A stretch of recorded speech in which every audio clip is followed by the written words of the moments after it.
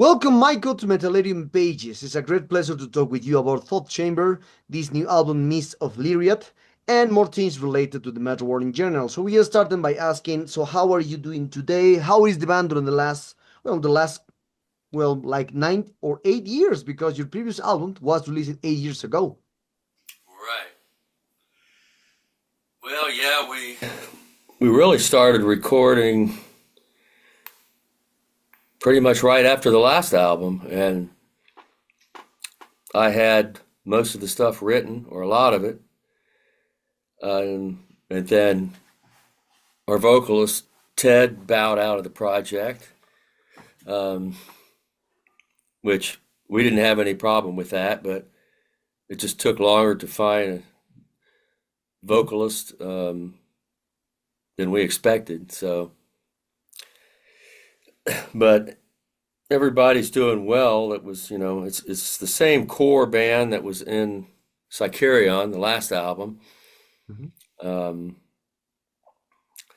so I guess when it started to take some time to get things together, everybody in the band kind of started drifting off into some of their own projects, but we had most of this recorded quite a long time ago, so just had to get the vocals down. And Ted is a Mhm. difficult person to replace, and so here we Okay. are.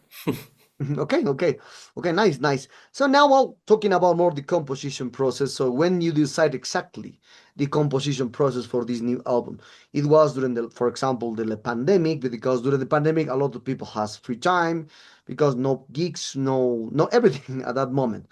Now we are outside, perhaps you started compositions there, and how it works now, many years with the same people and with a new vocalist.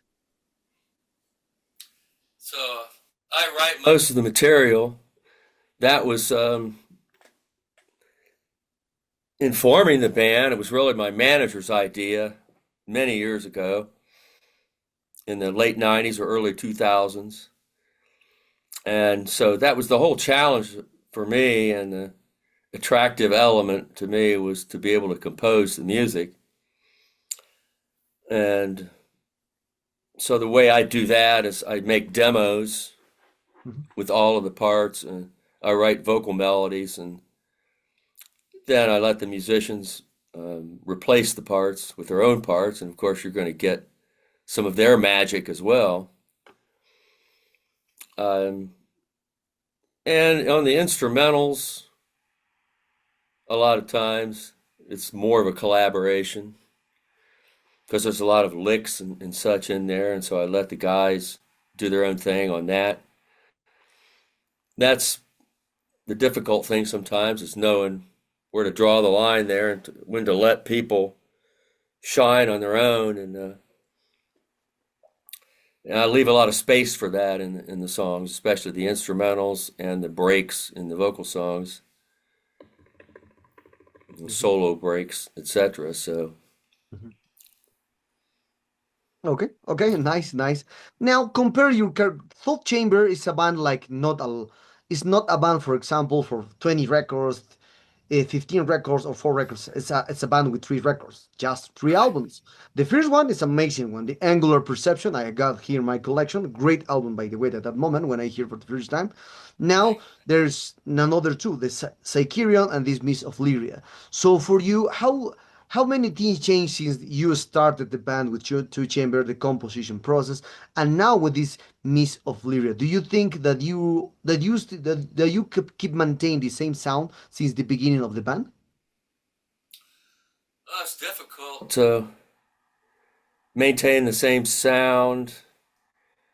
You've got different musicians in there, and so much time between the albums, and then the production as well is a big part of the sound, the mixing. Um, and so, yeah, it's difficult for most bands, I think, to maintain the exact same sound because of a lot of elements. It's that goes along with, like I say, production and sonics as well as composition. And I try not to write the same song twice, so if anything, my material and my solo albums and Thought Chamber and most of my records is, if anything, probably too diverse. Mhm. And I realize that. I'm like, focus more, man. But that's also what I like about it. There's kind of no limitations, and so lots of different styles. That's the way I hear it anyway. And I think that's something that's more acceptable in progressive music as well. That's what I love about prog fans. They're ready for anything and very accepting of trying new things. Okay, okay, okay.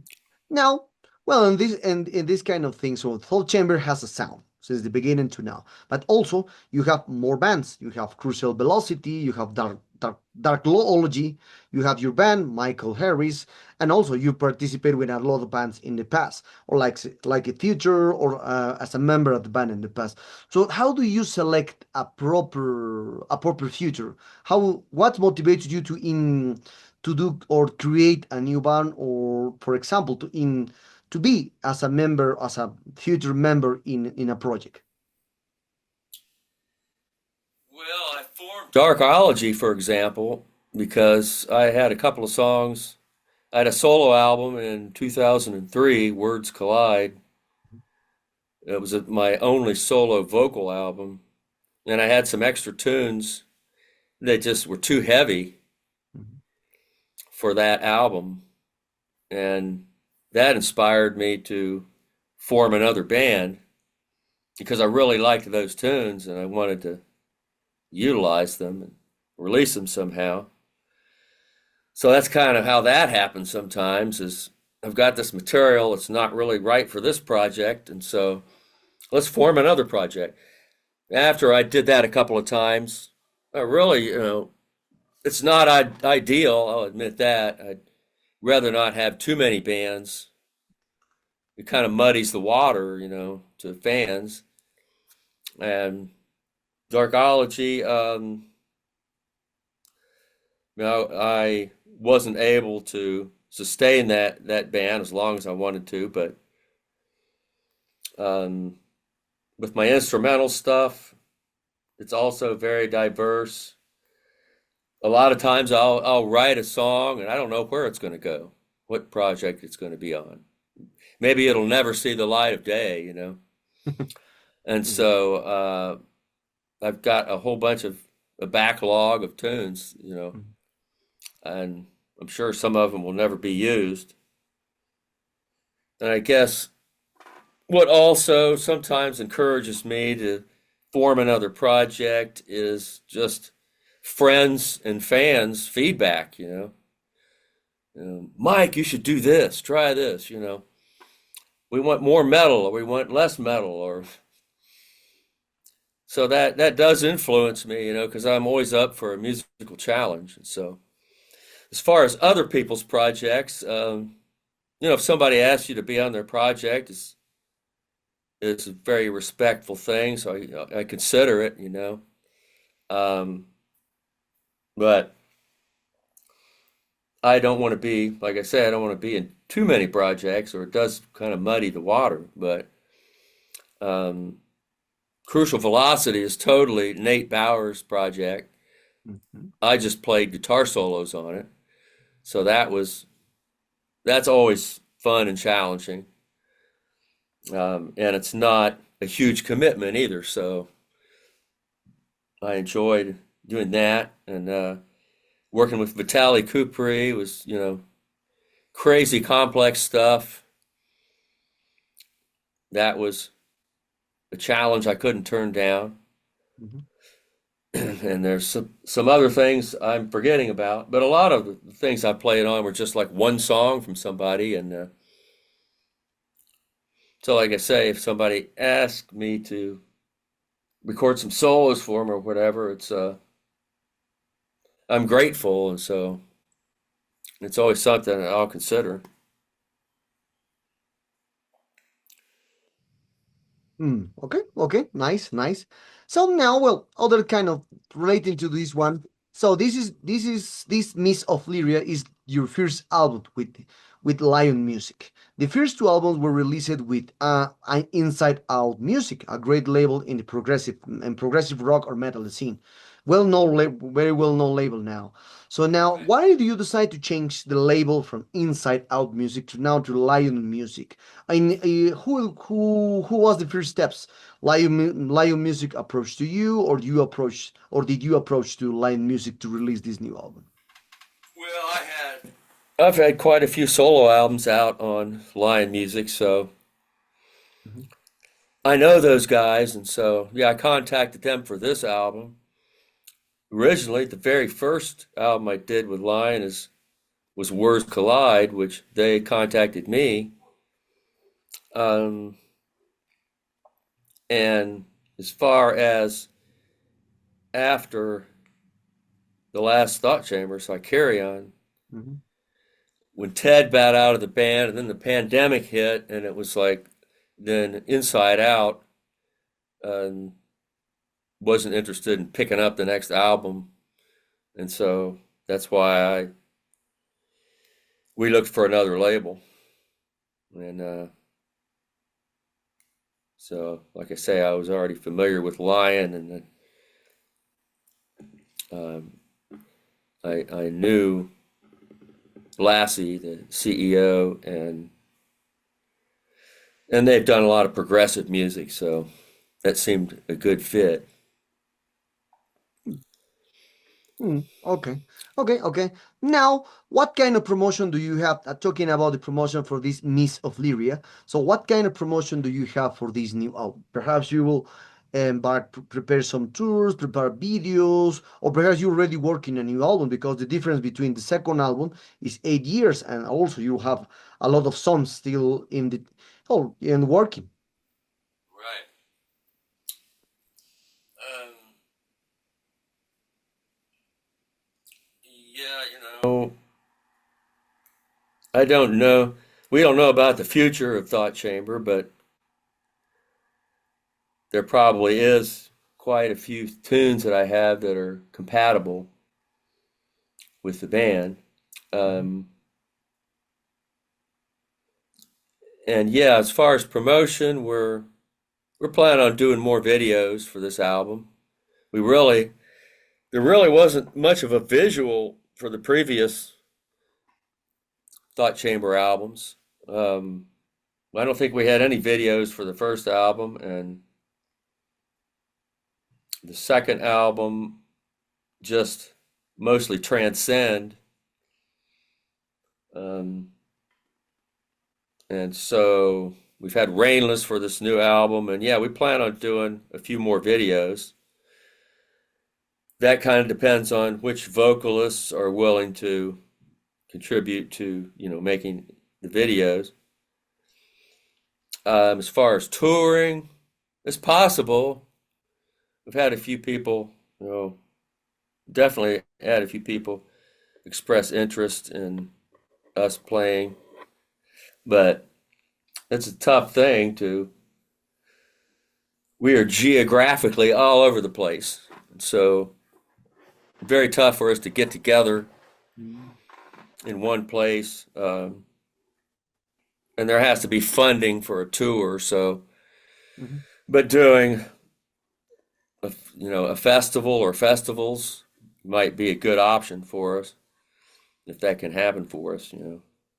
The guys have shown, especially a few of the guys have shown interest in playing live. So Mhm. it's probably doable. Okay, okay, okay.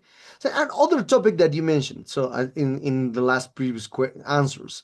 So, because with Darkology, you released albums each 3 years or 2 years more, and with Michael Harris, you were still releasing since the 90s, 6 years, 3 years, 2 years, 1 year. So more albums are coming.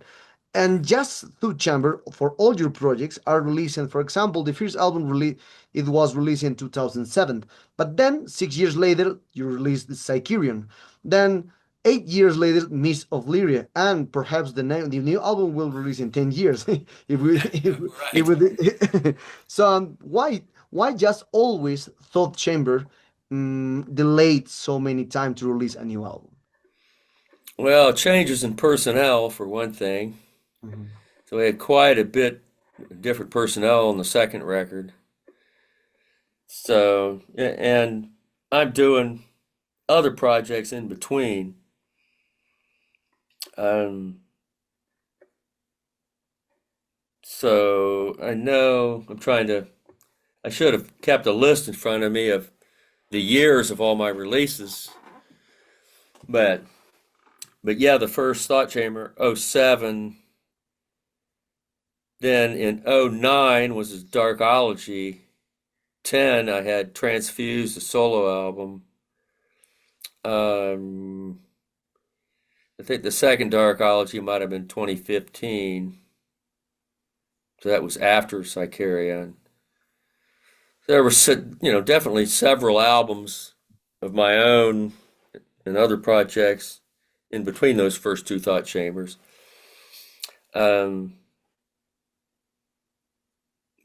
and in general, it's when you got one guy, myself, writing most of the material.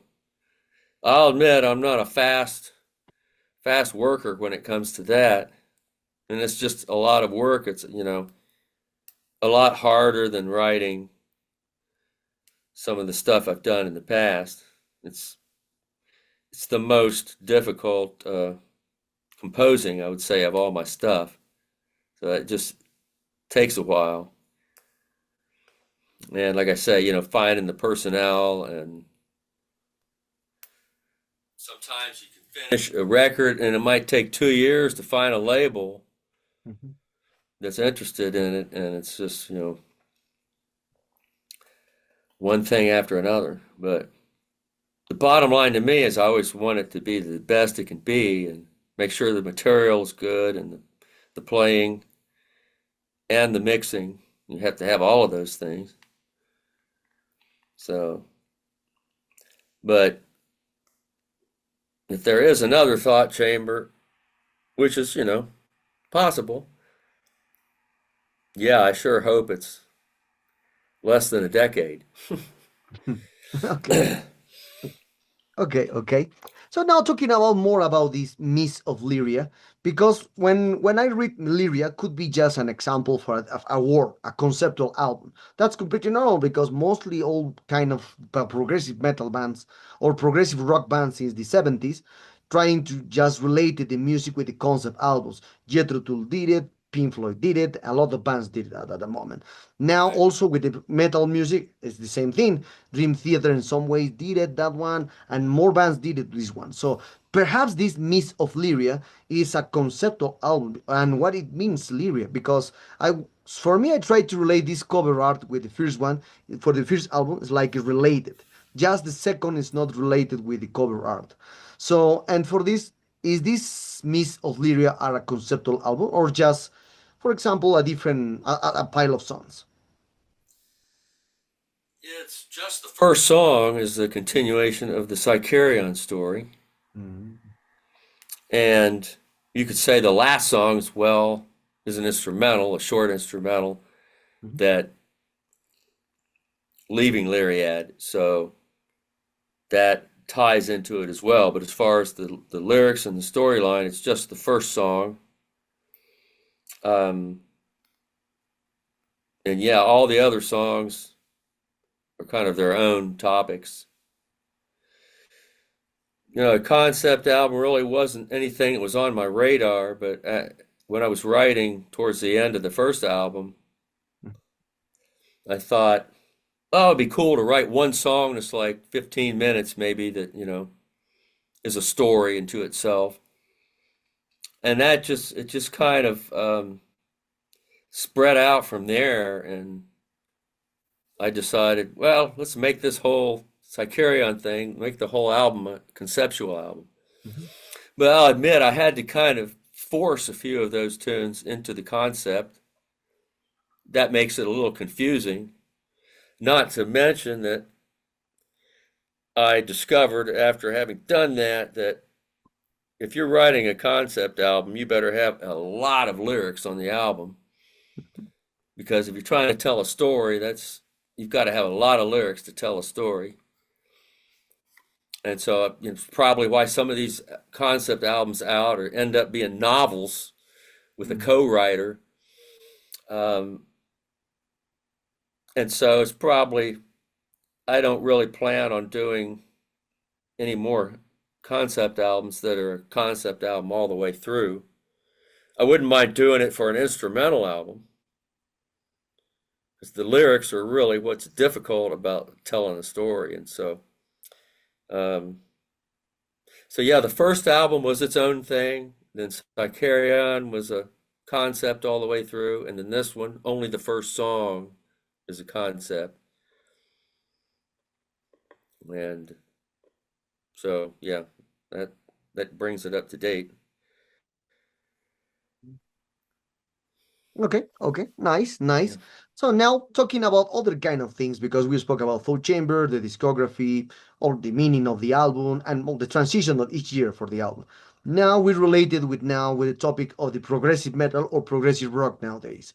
So as you can see, there is the scene or the this kind of music is very different from the 80s or the 90s or the beginning of the 2000s when the progressive metal, progressive rock are more like more feelings, more sensations, more textures.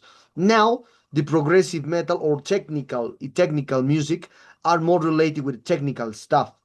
As you can see, there is a thousand of musicians releasing records in the progressive metal, in the progressive rock. There is a thousands, a thousand thousands.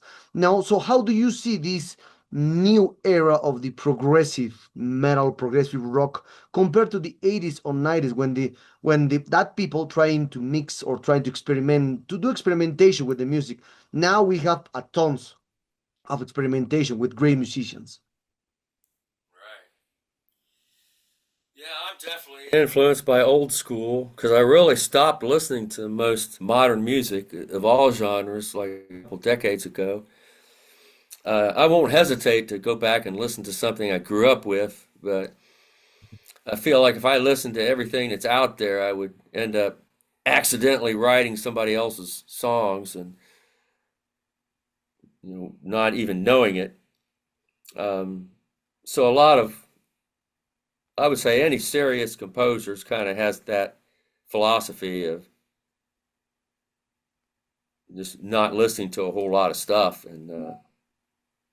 but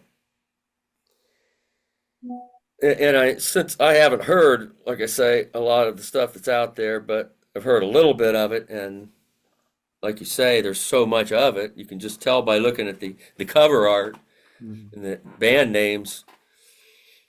Obviously Dream Theater influenced a lot of bands in that progressive realm, which I like seeing that because that's real music that people aren't doing it for airplay. If somebody wants to be the most popular band, that's not the way to do it, with thousands of notes and non-commercial music. So you Mhm. have to appreciate the integrity of bands that play that kind of music. Um, and back in the day, I was a big Rush fan, and Mhm.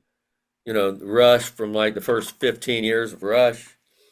Um, just watch them get more and more progressive. And of course, even before that, I was in the ELP, like Carnival 9, brain salad surgery era.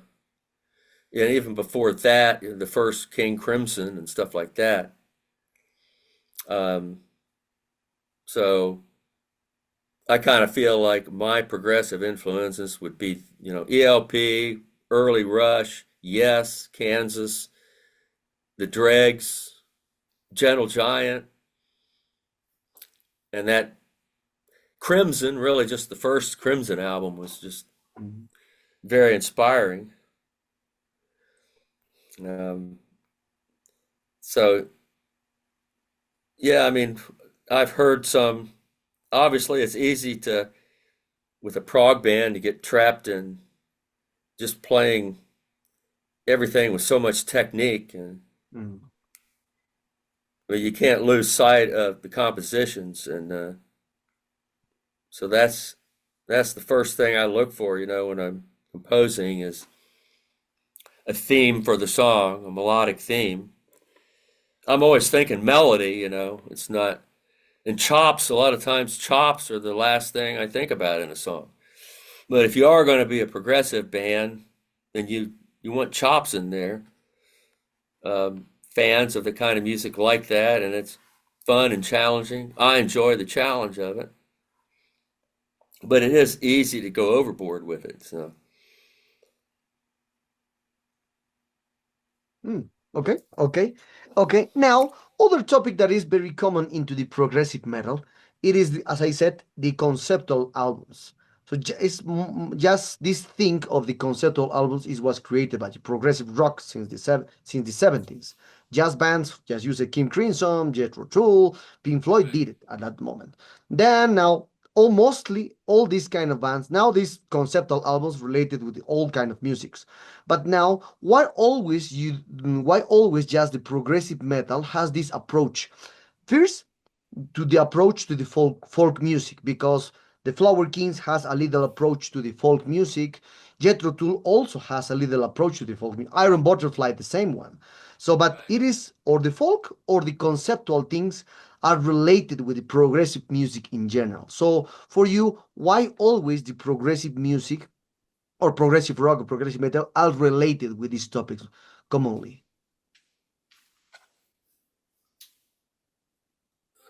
when I listen to folk type stuff, from what I've heard, there is a lot of similar chord progressions with metal actually, but it's a completely different sound sonically. Um, yeah, I mean,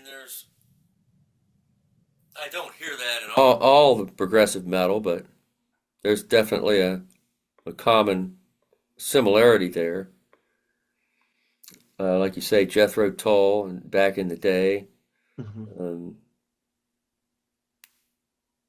so I don't know how much of that I've used, and I do like employing acoustic guitar, a lot of acoustic guitar breaks, if that's what you're referring to as well. Mhm. Um, I would say this new album has got more acoustic breaks and stuff in it than the other two. It might be more of an electric song, but with an acoustic break in there for the chorus or solo break or whatever. Um, I really like that approach. Actually, is Led Zeppelin and Jimmy Page. Jimmy formed Led Zeppelin with that in mind, kind of half electric, half acoustic, and I like that concept. And it works. I like the change in dynamics in the middle of a song, Mhm. completely going to a different dynamic with acoustic instead of electric, or a clean electric instead of distortion. Sudden changes like that. So yeah, it's definitely the '60s and '70s were where what influenced me the most. I would say '70s first. My favorite decade of music is the '70s, and then '60s would be next in line. Mhm. I'm an old guy. Okay, okay. I understand completely. Yeah. And well, one of the last questions for this interview, Michael, it is so for you. You mentioned all of the time that you grew up with all stuff. So now, for you, which are the five records that influence you the most to create Thought Chamber? Well, we'll say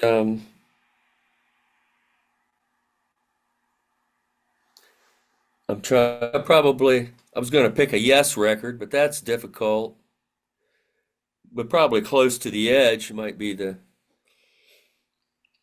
I don't know if my influences or my favorites actually come out in the music, but Oh, yeah, I would say yes, Close to the Edge, Rush, Hemispheres, Kansas, Mask by Kansas, and the first King Crimson album, and I would say Captain Beyond is one that's really, but it's not the debut Captain Beyond, which I don't know, came out in '72 or something. They were an offshoot of Iron Butterfly, and there's just so many time signatures, and it was ahead of its time, really. It's Yeah. really an incredible record. There's not one bad riff on the record. I'm talking about song riffs, one part, chorus, verse, break, whatever. It's just all killer, no filler all the way through. But like I say, that's more odd time signatures and no keyboards or very little keyboards. I guess I could mention it's hard to pick just five, but I could say Return to Forever just because with Thought Chamber, especially the last two records, Mike Haid, Jeff Plant, and Bill Jenkins are all very heavily jazz fusion influenced, as I am, but those guys are even more jazz fusion than myself. Mhm. Um, I like jazz fusion.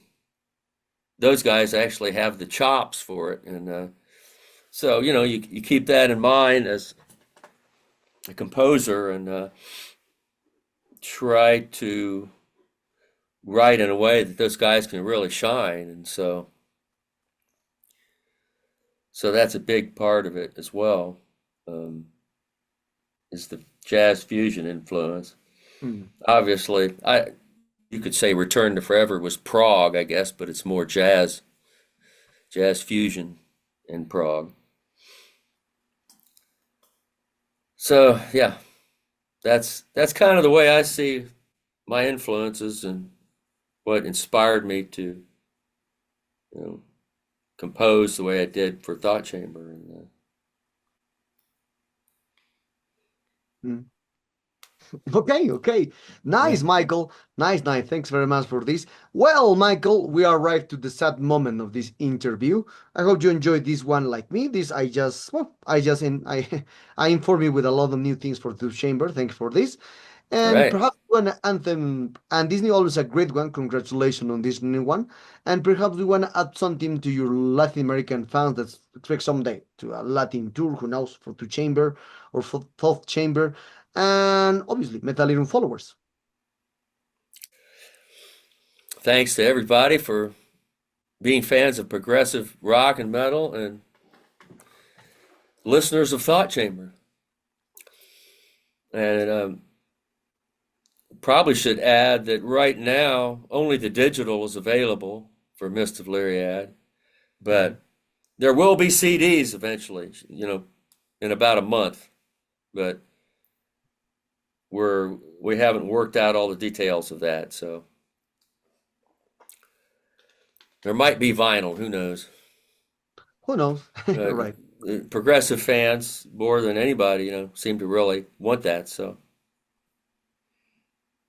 Mm, great, great. thank you, Well, Javier. Enjoyed it, man.